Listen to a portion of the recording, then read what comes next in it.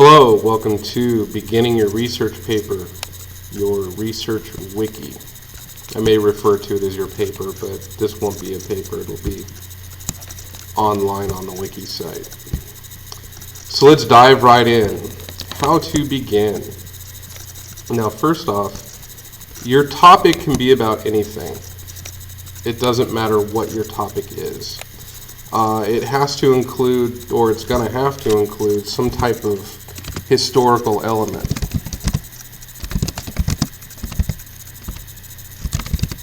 Okay, so let's say that you choose the war on drugs. Get back up there. There we go. War on drugs. Okay. Whenever you answer a question, you could start off very broad and say, why the war on drugs? Now, this isn't necessarily proper English, but for right now, you're not looking to be proper. You're looking to draft things and get your ideas down. Shaping it up and making it proper is sort of your last step when you're all done. So why the war on drugs? And you're going to do a little research. You may go to Wikipedia, which is perfectly okay. We'll talk about citations later and what you should do when it comes to citations. But going on Wikipedia and getting a broad sense of the war on drugs is perfectly okay. You may need to narrow it down because the war on drugs is a very extensive topic. What drugs? Marijuana, cocaine, heroin. Each one is its own research topic, so you may want to be specific on what drug. So why the war on drugs is your topic. Now, since you choose, let's say you chose marijuana, okay, there has to be some type of history to it.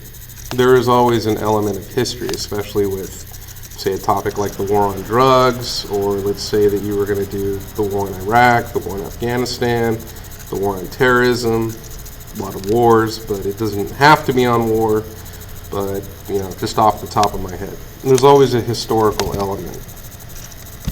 So let's say you go back to the founding fathers who grew hemp. They didn't sit around and, you know, smoke marijuana, but they did grow hemp for rope and things like that. So you can start off there and then work your way forward. I believe marijuana is originally an American plant, so you may be able to dig up some information on Native Americans using it in religious rituals. But whatever the case, you have some sort of chronological order and you discuss the history of it. And even current issues have a history to them. You know, what's the history of people wanting, you know, marijuana prohibition? You know, you go all the way back to President Nixon, you know, in the 70s. So again, there's you know, tons of history to it. So don't worry about your topic. There's always some historical, something historical about your topic. So let's go back up. So there's a historical element. This isn't a report. Okay, a report is, you know, researching Rhode Island and saying Rhode Island is a state on the eastern seaboard of the United States. Da da da da da da da. Its state animal is the Rhode Island Red, ate chicken.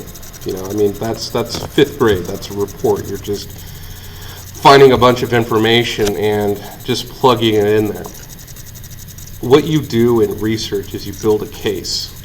So when you start with a question, say, why the war on, okay, you take this out, why the war on marijuana? Now, a research paper is not your opinion, but what you do is you gather evidence to form a logical argument. Now, this is the way a logical argument works. And you guys create logical arguments all the time. Let's say your grades aren't doing so well, but your friends invite you to some type of party. Okay, I'm not going to get into the details, but your parents are ticked off about your grades. So you, of course, want to go to the party. Now, what you do is you build a premise. And a premise is simply a statement towards building your argument. So you have a premise. So you build a premise and you say, my grades slipped, but I'll get my grades up. So that's premise one. They may counter, so you come up with another premise where you state all your premises at once. My grade is only a C. That doesn't put me in danger of not going to a 4-year. My grade, I promise I'll do better next semester. So that's your second premise. Third premise can be this party only happens once a year. I'm only young once. And then you conclude with, that is why I should go to the party. Now, as teenagers, you guys aren't good at building premises, simply because you're teenagers. It's a function of age. You haven't been around long enough to have experience. Your parents can probably out-argue you just because they've been around the block. They've been teenagers. They know how teenagers work. Yada, yada, yada, yada, yada. So you really need to work hard on building your premises and making sure that your premises are logical. Okay? And we'll get into logic and all that stuff later, but you need to make sure that your premises are logical. You can't say that people want to ban marijuana because they're stupid. That isn't a premise. If you say that people want to ban marijuana because they're stupid, what you've done is you've distracted the argument. Okay, you've brought the character of the people who want to ban marijuana into the argument. So now you're arguing two things. One, marijuana shouldn't be bad, and two, people are stupid. You can argue that people are stupid, but again, you got to go through that whole process again. You don't want to distract your argument. If you want to argue that people are stupid, this could be its own paragraph. But then that's how you build your case. So each paragraph is a premise, conclusion. That is why I should go to the party.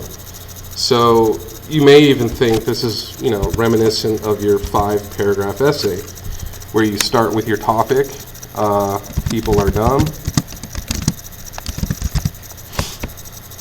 You have your 3 sentences, and then you conclude. Now, this is how you do it in the 8th grade. Okay? How you do it in high school is you keep going with your premises until you're done. Okay? You don't stop at 3. If you find 10 pieces of information, then you put in those 10 premises. You keep going until you've proven your point. Because if you simply just say, people are dumb, here are the 3 things, and this is my conclusion, that research can just be blown apart. Okay? You state your premises until you're done. So how long does this thing have to be? It's as long as it needs to be. Okay? Until you've proven your point.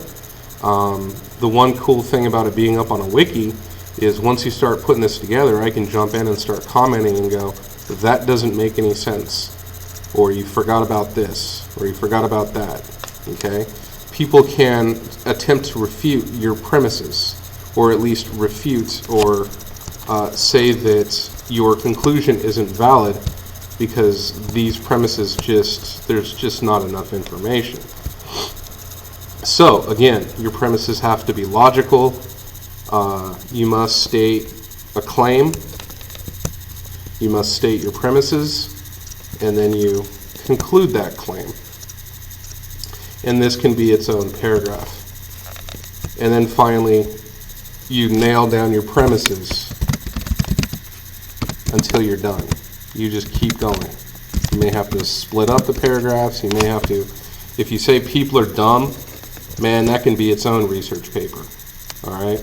So what you want to do is you want to make it relevant enough to where it stays on your topic, but you don't want it so broad that you're basically writing a research paper in a research paper. Next up,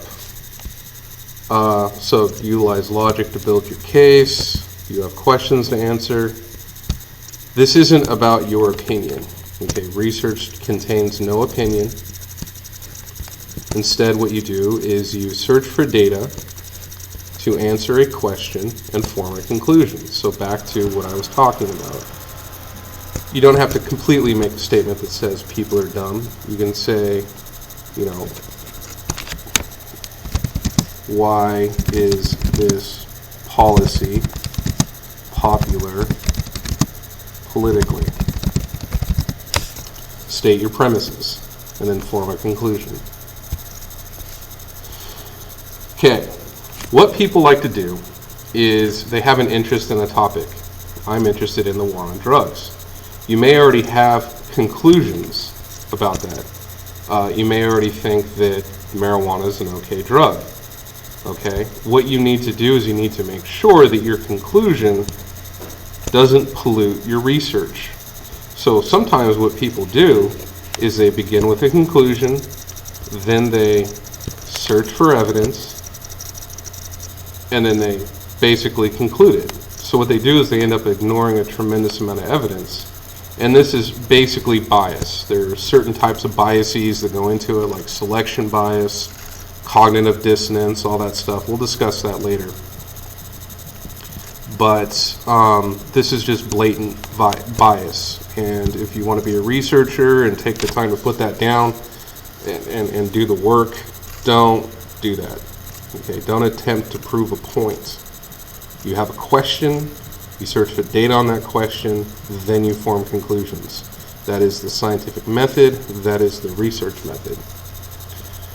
Last, as you research, your topic will become more specific. So if you begin with a question, like again, why the war on drugs, like I stated in the beginning of this, to the point you may want to say why the war on marijuana, or you know, why marijuana prohibition. That would be more specific.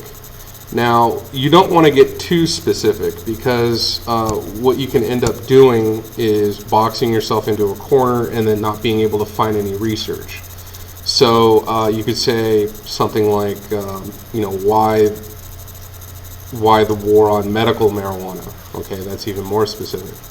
Or why the war on medical marijuana dispensaries in Oakland? That's too specific.